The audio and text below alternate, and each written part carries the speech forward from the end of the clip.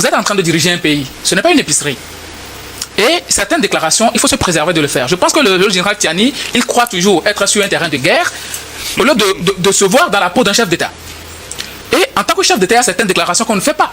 Même si vous avez eu quelques bribes de soupçons, mais il y a des couloirs diplomatiques par lesquels vous pouvez passer pour faire entendre votre voix.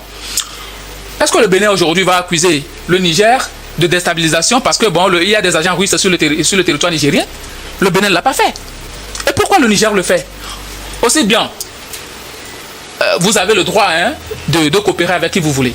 Autant le Niger a le droit de rompre ses relations diplomatiques et même commerciales un peu partout avec la France, autant le Bénin a le droit de nouer des accords avec la France si le Bénin trouve son intérêt.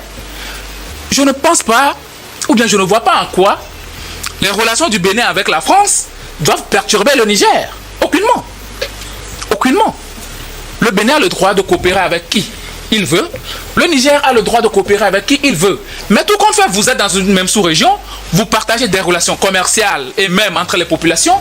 Essayez d'aplanir la divergence et envoyer et avancer. Mais à chaque moment, lancer des invectives, sortir des propos accusateurs contre l'autre camp, ça ne fait pas du bien du tout. Ça ne fait pas du bien. Si le Bénin voulait déstabiliser le Niger avec nos frontières poreuses là, vous assure qu'avec ce que le Niger est en train de dire, qu'il y a des agents français, tout.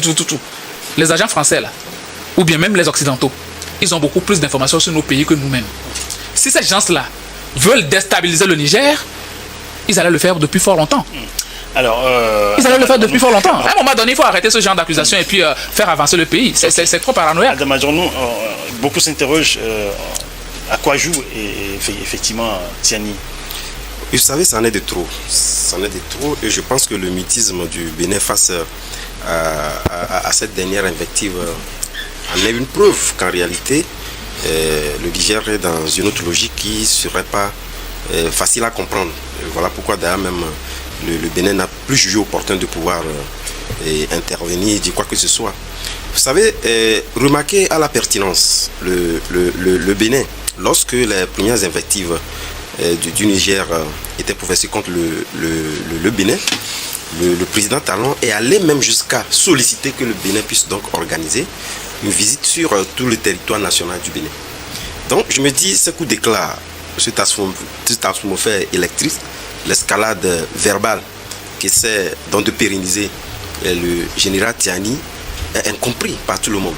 Mais moi je me dis, je me force en réalité de pouvoir trouver en réalité les motivations qui peuvent conduire le président Tiani à pouvoir maintenir donc ces invectives. Je me dis qu'actuellement, c'est vrai que nous savons que la situation n'est pas guère, elle est davantage plus compliquée d'ailleurs même, surtout lorsque nous prenons le Niger ces derniers temps, nous avons vu véritablement qu'il y a eu des difficultés en ce qui concerne dans ces questions sécuritaires. Il faut fondamentalement, de mon point de vue, que le général Tiani, j'essaie de le comprendre comme je l'ai dit, puisse avoir des motivations qui expliquent cela. C'est tout simplement ce qui peut motiver aujourd'hui le président Tiani à maintenir dans ses invectives. Sinon, rien ne le prouve. Je pense que la plupart, lorsque vous prenez le mode de fonctionnement des pays de l'AES, ils essaient. Nous l'avons vu au Burkina, nous avons vu également au Mali, qui montrent des preuves sur un certain nombre d'actes. Parce que lorsque nous parlons dans des coups d'État, puisque c'est à cela qu'on a connu également le Burkina ces derniers temps, on montre des preuves pour réellement montrer à la face du monde que ce n'est pas seulement des parler pour parler. Nous avons des preuves. Et jusqu'au jour d'aujourd'hui, depuis que le président Talon a demandé que le Niger puisse donc faire cette visite-là, lui prouver en réalité qu'il y a en tout cas des poches de résidence française ou étrangère sur le territoire béninois qui sont orientées vers la fragilisation du territoire nigérien. On n'en a jamais vu. Et je pense que la première fois, c'était le président Ibé qui avait sorti ce mot-là depuis qu'il a été donc critiqué. Vous l'avez vu, il n'est plus sorti pour en parler parce qu'on lui a dit montre les preuves. Et tel qu'il fonctionne, il fonctionne avec les preuves, comme je l'ai dit tantôt. Et n'ayant plus de preuves, il n'a plus parlé de cette information liée au fait que le Bénin était une base arrière des puissances étrangères pour déstabiliser les pays de l'AES. Maintenant, Tiani, on vous a donné l'opportunité de pouvoir vous prouver. Et le Bénin est allé au-delà. Tantôt Adjaro parlait du fait que le Bénin était l'un des pays qui était véritablement donc engagé. Le Bénin avait suivi tout simplement les directives de la CEDEAO. En ce sens-là, plusieurs appelant tous les pays à une unité d'action pour éviter en réalité que nos pays ne soient des pays, en tout cas, caractérisés comme des pays à coup d'État. Mais c'était pas une volonté. Mais beaucoup n'ont pas soutenu. Oui, mais chacun a sa politique. L'intervention militaire. Chacun a sa politique, puisque le Bénin se disait, faisant partie de cette communauté-là, il ne peut pas aller à la contre, en tout cas, dans une opinion ou d'une décision de la communauté. C'est ce qu'il avait amené entre-temps, et je pense que le président Talon a eu l'opportunité de pouvoir revenir plusieurs fois sur cette question-là. Donc moi, je pense qu'aujourd'hui, au regard des menaces que subit d'ailleurs même le Bénin lui-même sur son territoire, liées donc à cette question d'insécurité, le Bénin est résilient, il essaie de faire des efforts. Mais justement, si ces efforts-là n'ont pas été concluants jusqu'au jour d'aujourd'hui, c'est parce que la concertation avec le Niger est aussi passée par là.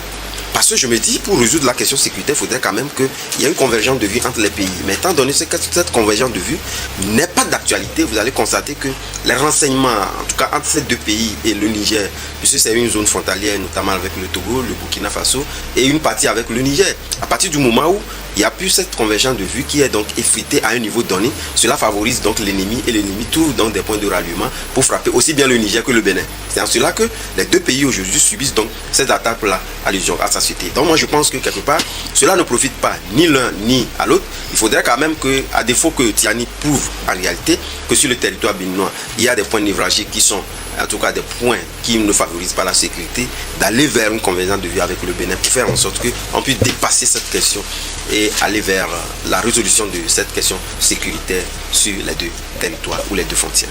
Merci Adam Adjornou. Alors, réaction, quelle lecture vous faites de cette nouvelle sortie du général Tiani? Oui, et pour moi, c'est un aveu d'échec. Et ce discours, c'est un aveu d'échec parce que, voyez-vous, Tiani est venu au pouvoir et a perpétré son coup d'État parce que il a estimé que Bazoum n'arrivait pas à gérer la crise sécuritaire. Et donc, les militaires étaient bien placés pour gérer cette crise-là. Et depuis qu'ils sont au pouvoir, malheureusement, ils n'ont pas encore apporté cette baguette magique qui mettrait fin au terrorisme au Niger. Et donc, au final, on se rend compte que et les civils au pouvoir et les militaires au pouvoir, nous n'arrivons pas encore à faire face à la crise sécuritaire qui secoue notre sous-région en tout cas. Et il faut à un moment donné, qu'on arrive à, je l'ai toujours dit, à cette union réelle de nos pays africains.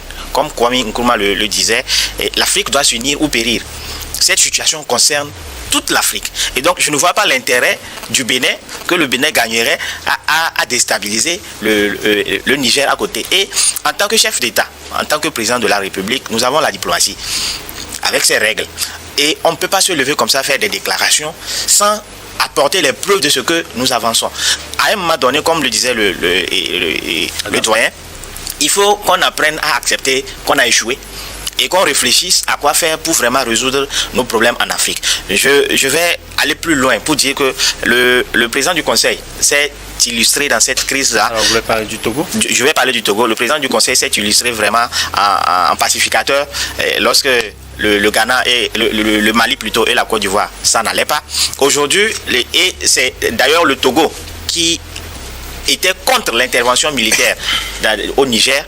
Et aujourd'hui, si cette crise persiste, je pense qu'il peut encore jouer un rôle dans ce sens pour que le Bénin et le Niger puissent s'entendre et que la CEDEAO et que les pays africains puissent enfin trouver un accord qui va les amener à faire face au terrorisme que de s'accuser mutuellement. Et chez moi, on a l'habitude de dire que quand un parent ou bien un papa a faim, il n'est pas loin de gifler son enfant innocent. C'est ce qui est en train d'arriver au Niger, qui n'arrive pas à contenir la crise sécuritaire et qui accuse le Bénin sans pour autant apporter la preuve de ces accusations.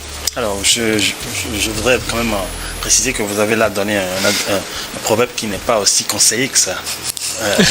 Oui, parce que je pense que quelle qu'en soit la situation... Oui, vous savez, peut-être que c'est pas bien placé, je m'en excuse, mais à un moment donné, c'est exaspérant que nos chefs d'État puissent s'accuser mutuellement comme ça, alors que l'urgence est ailleurs. C'est vraiment exaspérant. Je pense qu'à un moment donné, il faut qu'on prenne nos responsabilités. Ça n'a même pas lieu d'être. Dans les normes, c'est une déclaration, c'est dans le débat public entre citoyens lambda qu'on peut faire ce genre de déclaration, mais accuser un chef d'État, accuser un autre pays comme ça, à ce niveau-là, de l'État accuser un pays comme le Bénin de vouloir déstabiliser. Alors que le Bénin a trop de problèmes. Et il n'y a pas longtemps, le Bénin a été attaqué au nord par les terroristes et tout ça. Et donc, quand vous êtes attaqué, vous avez des accords militaires avec des puissances. C'est tout à fait normal que ces puissances-là vous aident. C'est pas à chaque moment qu'un aéronef débarque à l'aéroport de Cotonou et tout ça que le Niger va se dire que non, voilà, il y a des déstabilisateurs qui sont venus. Mais il y a des agents russes au Niger. Le Bénin n'a jamais fait de telles déclarations comme quoi la Russie veut déstabiliser le Bénin. Donc il faut être responsable et essayer de tenir un langage courtois envers